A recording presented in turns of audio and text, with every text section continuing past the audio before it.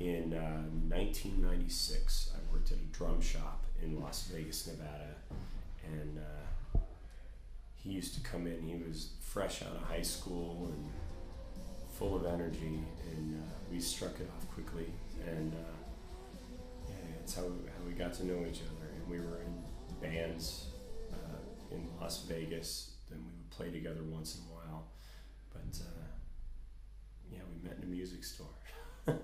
Yeah, I got the job with the Killers in June of 2006 when he came in. I was still working in retail. I was working for a major store at the time, and Ronnie came in and asked me if I wanted a change of scenery, and I said I would love a change of scenery, and that was for their Sam's Town tour in summer of 2006, and I've been with them ever since, and it's been absolutely fantastic. Ronnie is the only drummer that I have ever teched for, because playing has always been my passion, and I took the job because I love him very much as a person and respect him tremendously as a musician. He's extremely influential to me, and so I just figured, you know, I'm gonna go see the world with my friend and help him out, and try and do the best possible job I can for him. So yeah.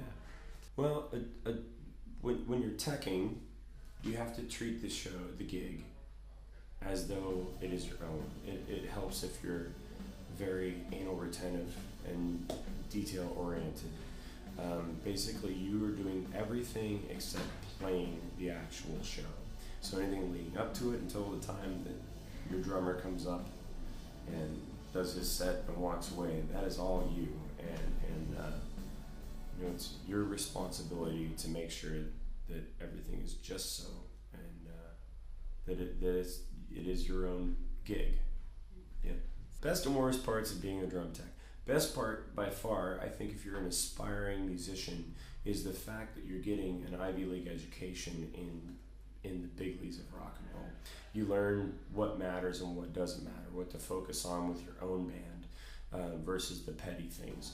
And then just seeing the world is incredible, especially the bigger the band, the greater the perks. You're in better hotels, you're going to exotic places, you know, cool cities and all that stuff, playing arenas versus clubs. So the whole production is more grand, and it's more exciting to sit on that stage and experience it every night.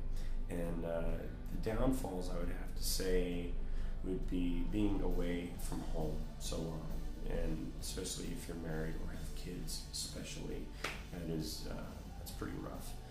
I don't have children yet, but there are guys on the tour that do, and you can see it in their eyes how much they miss home. Below that, I would have to say festivals, i.e. Glastonbury, can be pretty brutal just because of the mud and the rain, and those are very long days that start for us at around 7 in the morning, because the headliner is the first to load in and the last to load out. So those days can be 14, 15, or 16 hours, and that's a doozy. Because when it's an arena show, you're in and out in 12 hours, and that's really not so bad. And you generally, you know, it's covered, no rain,